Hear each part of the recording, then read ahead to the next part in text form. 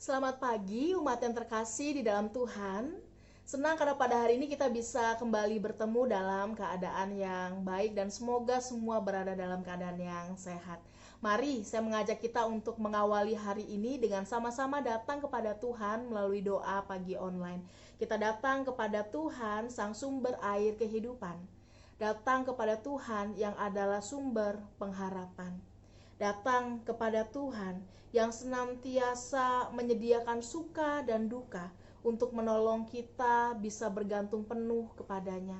Datang kepada Tuhan karena kita tahu pada akhirnya nanti ialah satu-satunya jaminan dan kebenaran bagi kita. Kita akan menyanyikan satu buah lagu, saudara, dari NKB 147, Bagai Rusa Berteriak, dan diiringi oleh Om Kurniadi. Ini lagu kesukaan saya, saudara.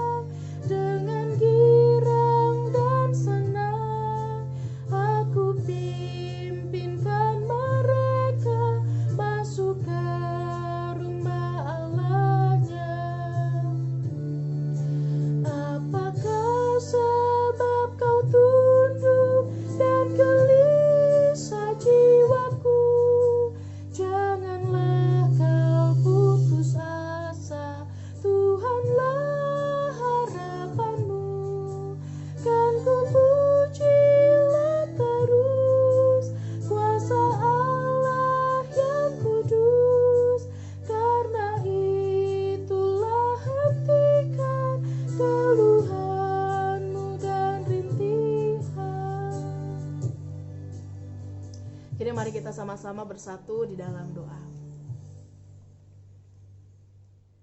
Ya Tuhan, kami mau membaca dan merenungkan firman-Mu. Kami berdoa biarlah Tuhan menolong kami sehingga firman Tuhan boleh sungguh mengingatkan kami tentang bagaimana kami harus menjalani kehidupan. Firman Tuhan boleh melandasi seluruh laku kami, seluruh apa yang kami kerjakan, sehingga ketika kami melakukannya, ketika kami hidup, kami boleh hidup untuk Tuhan dan sungguh-sungguh menjadi terang dimanapun kami berada. Di dalam nama Tuhan Yesus kami berdoa dan mengucap syukur. Amin. Saudara-saudara, mari kita buka satu bagian Alkitab yang terambil dari Lukas pasal yang ke-11. Kita akan baca ayat 53 sampai pasal 12 ayat yang ketiga. Ya, Lukas pasal 11 ayat 53 dilanjutkan dengan pasal 12 ayat 1 sampai ayat yang ketiga. Saya akan bacakan untuk kita semua. Dan setelah Yesus berangkat dari tempat itu, ahli-ahli Taurat dan orang-orang Farisi terus-menerus mengintai dan membanjirinya dengan rupa-rupa soal. Untuk itu mereka berusaha memancingnya, supaya mereka dapat menangkapnya berdasarkan sesuatu yang diucapkannya. Sementara itu beribu-ribu orang banyak telah berkerumun sehingga mereka berdesak-desakan. Lalu Yesus mulai mengajar. Pertama-tama kepada murid-muridnya katanya, Waspadalah terhadap ragi, yaitu kemunafikan orang Farisi. Tidak ada sesuatu pun yang tertutup yang tidak akan dibuka, dan tidak ada sesuatu pun yang tersembunyi yang tidak akan diketahui.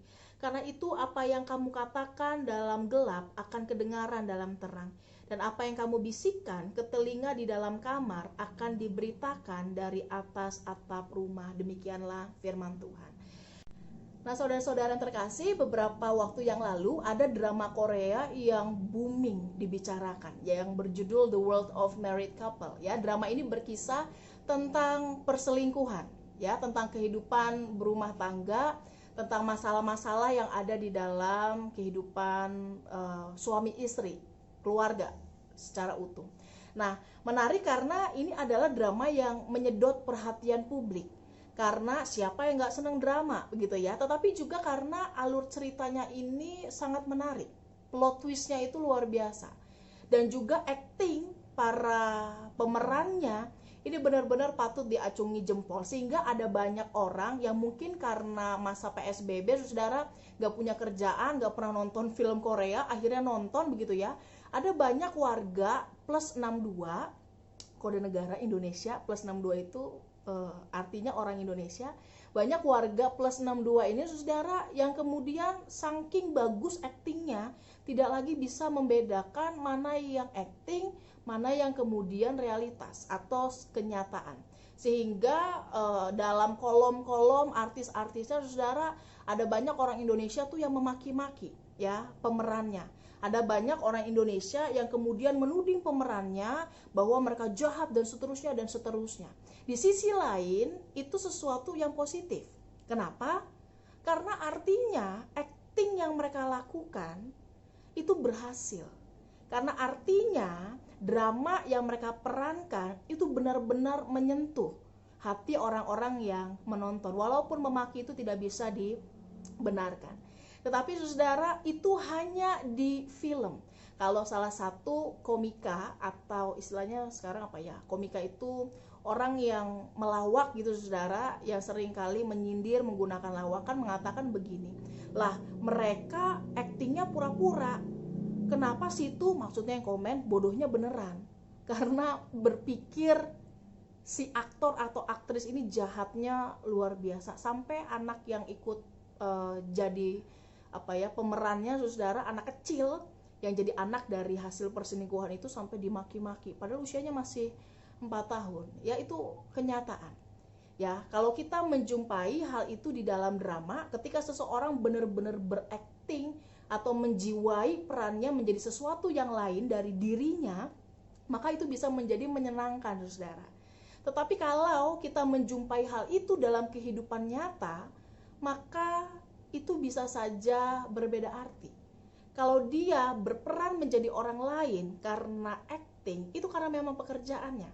Tetapi kalau kita menjumpai dalam kenyataan, ada orang-orang yang berperan seperti orang lain dan menutupi siapa dirinya, tidak menjadi dirinya sendiri, itu menjadi sesuatu yang mungkin tidak semenyenangkan ketika kita menonton di dalam drama-drama yang ada. Saudara, Yesus menegur secara khusus orang-orang yang demikian.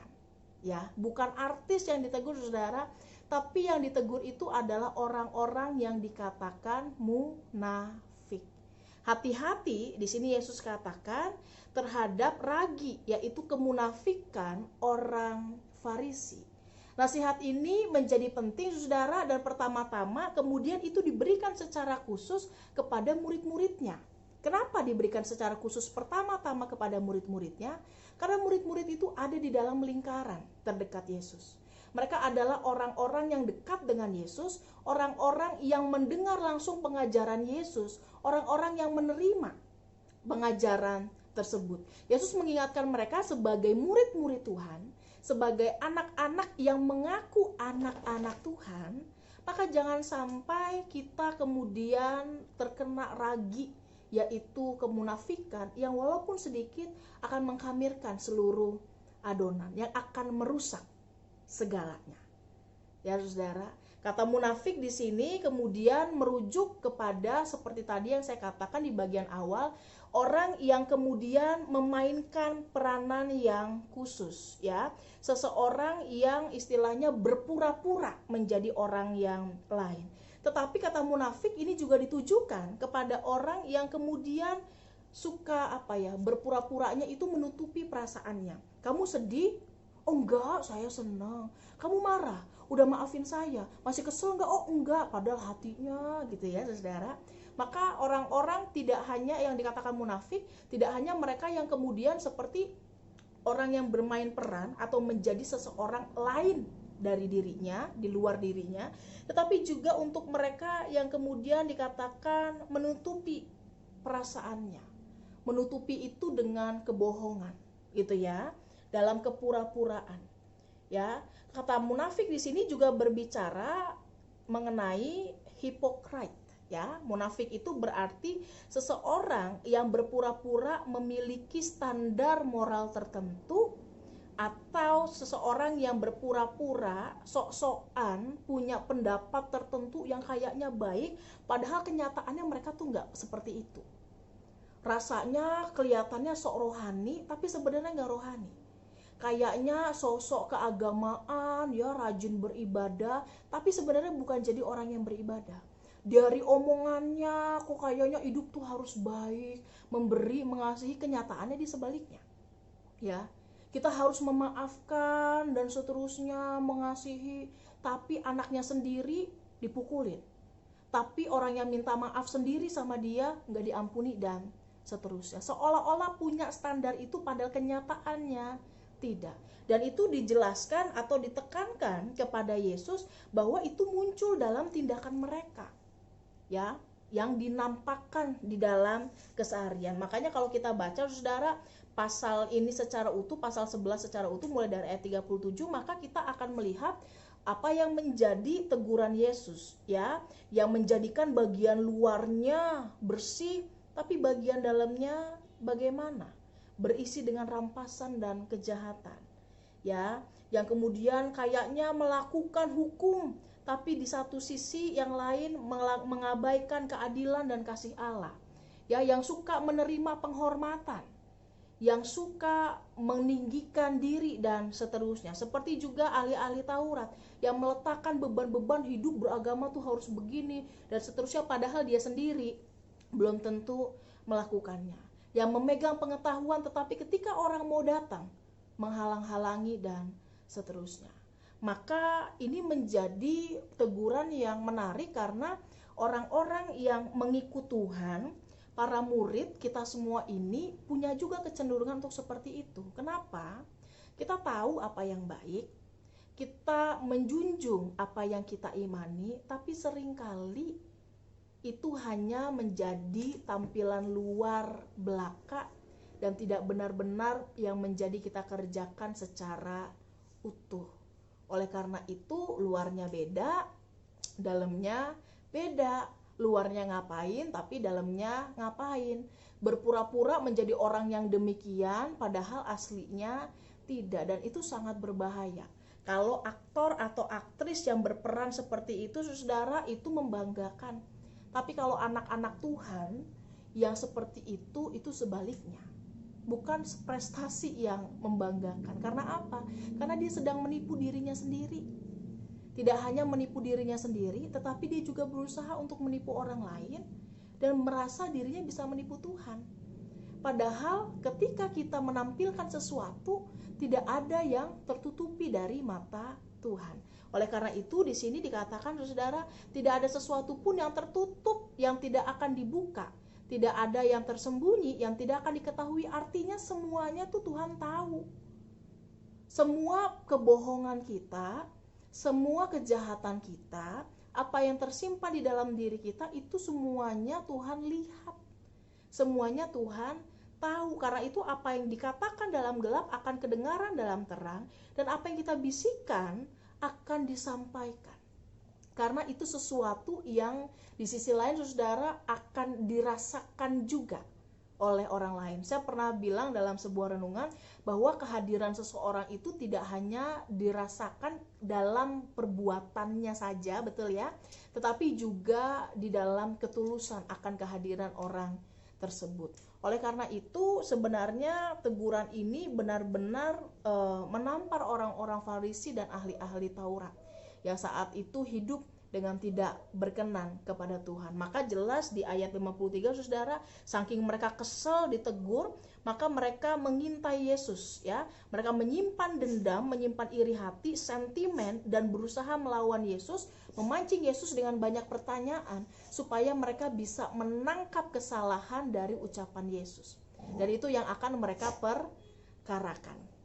Oleh karena itu Saudara, hari ini kita melihat dan belajar bahwa ketika kita menjadi murid-murid Tuhan, ketika kita menjadi anak-anak Tuhan, jadi orang Kristen, mau baru 1 tahun kek, 10 tahun kek, mau dari kecil kek, seumur hidup jadi orang Kristen, maka yang paling penting adalah sungguh-sungguh mengerjakan, sungguh-sungguh hidup, sungguh-sungguh melakukan apa yang kita imani, apa yang kita yakini. Tidak hanya berkata-kata untuk dilihat, tidak hanya berbuat seolah-olah, tetapi memang benar-benar menunjukkan itu, bahwa saya adalah orang yang demikian. Ketika kalau misalnya ada pertanyaan begini Saudara, kalau saya menunjukkan diri saya sendiri gitu ya, tidak berpura-pura, tapi kemudian orang lain gak suka, gimana? Pertama, kita bukan hidup untuk menyenangkan orang lain. Betul ya? Jadi jangan pernah hidup untuk menyenangkan orang lain atau melakukan apa yang orang lain mau. Tetapi yang kedua, kebersamaan bersama dengan orang lain itu bisa mempertajam diri kita, ya. Manusia menajamkan manusia. Oleh karena itu, ambillah hal-hal yang perlu sehingga ketika kita tahu, oh kalau saya maki-maki kok orang nggak suka ya. Oh ternyata memang harusnya nggak seperti itu misalnya. Jadi itu akan membentuk kita, sehingga nanti pun ketika kita menampilkan sesuatu, bukan karena saya pengen maki-maki, tapi saya nggak enak maki-maki gitu ya, takut dibilang apa, bukan jadi kepura-puraan, tapi karena akhirnya perjumpaan dengan orang lain itu mempertajam diri kita, membuat kita mengalami perubahan diri dari yang dulu menjumpai diri kita yang sekarang ini adalah orang yang berbeda. Kita adalah anak-anak Tuhan, murid-murid Tuhan yang mendengar pengajaran tentang Tuhan. Maka hati-hati karena kemunafikan itu bisa merusak diri kita. Kita mau bohong sama siapa, Saudara? Sama Tuhan, sama orang lain, sama diri sendiri, apa gunanya? Oleh karena itu belajarlah hidup jujur, belajarlah melakukan apa yang benar, dan latihlah diri kita semua. Sehingga apa yang kita nyatakan sungguh-sungguh adalah penghayatan iman kita. Selamat menjadi orang yang jujur dalam berproses bersama dengan Tuhan. Mari kita bersatu di dalam doa. Kami berdoa biarlah Tuhan menolong kami sehingga kami boleh melakukan apa yang kami imani, apa yang kami yakini dengan benar, dengan kasih yang penuh kepada Tuhan dan sesama. Kami berdoa biarlah Tuhan memampukan kami ketika kami masih berusaha untuk hidup menyenangkan orang lain, untuk tampil sebaik mungkin walaupun dalamnya mungkin ada beberapa hal yang perlu diperbaiki.